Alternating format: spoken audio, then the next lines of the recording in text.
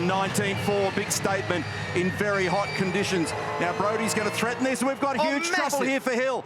And the SP Tool Cars has been absolutely totaled. Red flag, qualifying 23. And another car, Reynolds is going to bite this. And there's junk on the road, and that's another destroy. That was a new car at the Gold Coast. So Hill and Reynolds, catastrophe in Adelaide. And half his car is destroyed as well. So there's oil on the road for sure. You can see the distressed look on all of the technicians' faces there in the Matt Stone Racing garage. But have a look at that, at two destroyed Camaros. Now there's absolutely something on the road that's caused David. We didn't see what happened with Cam Hill, but for David to have spun before he got there, something disastrous has occurred in that meterage leading up to where that car was parked. So this is Richie Stanaway. Oh, actually, so we saw the damage on that car, didn't realise that he'd made that level of contact with the concrete wall on the outside at turn 8. Now, was that a contributor, I wonder? Is there anything on the road that's actually plucked it up off the deck? It's such a high-risk height. Oh, he got the curb on the inside. Yeah. And has slammed it in, and that's a lot of damage on that car. So we just saw the buckled wheel. We didn't understand what that was. Oh, insane, but a lot more of it. So Cam Hill got the inside curb with a lot more vigour, which fired it straight across the road. Now, I wonder what's happened. You can see the oil. There's a heap of oil coming out of that car. There's a trail that you can see there.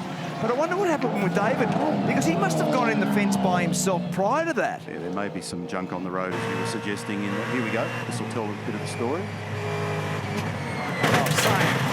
He got the inside wall, but three highly experienced drivers all clobbering the curb at the apex there at turn 8, and then just pitches them into that outside wall. So that's a startled David Reynolds. That onboard image is so telling, Garth.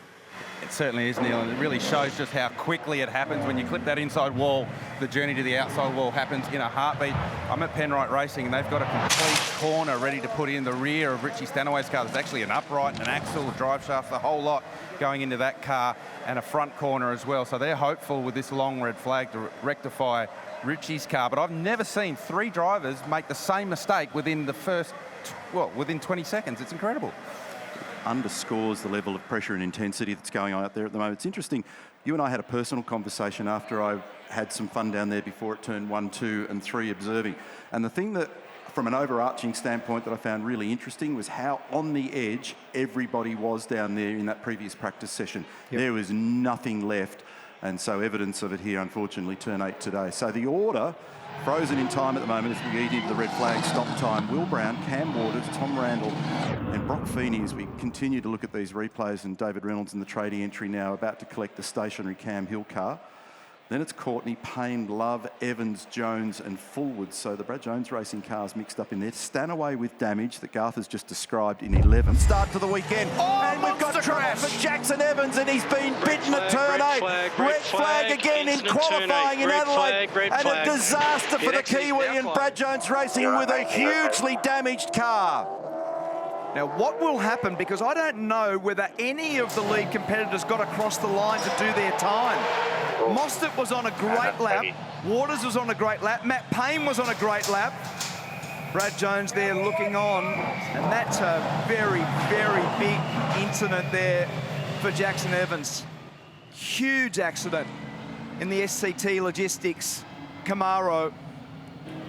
Look at the front of that car. How are you feeling in there? I hope he's okay. That's winded him. So Brock Feeney has ended up being quickest. We didn't get to the completion of those laps. It had a lot of energy in it, everybody pushing to the max. Good to see Jackson moving around in the car, but that has winded him. You only got to look at the damage on this car to understand the energy and inertia that's gone through it. Everything in safety system land has done exactly what it's meant to do, and it's triggered the red flag and the field has come in, and that meant that Di Pasquale and Percat survived. Payne and Reynolds didn't get in, who's just been re-signed for 2025. He got the curb. It's the same deal as we saw earlier in the weekend. And then it's shunted across to the right-hand side of the road. So it's almost a carbon copy of what we saw earlier in the weekend. Yeah, it's very similar to the Stanaway one, wasn't it? Stanaway Velo did exactly that. All the wheels come off the ground, and then it glided. It actually stayed in contact with the left-hand fence for longer than any of those other cars. Watch this. So as he goes in, bang, have a look. All four wheels off the ground, huge forces. That'd be 55G or something at that point. And then the car stays in contact with the left-hand wall. It runs along the Battery World sign the whole way along as it gets towards the Velo, and then there's a relief in the fence there that just then pops it out. It hits the left-hand front and careers it across the road into the right-hand fence, which is where Cam Hill ended up the other day. Similar style scenario.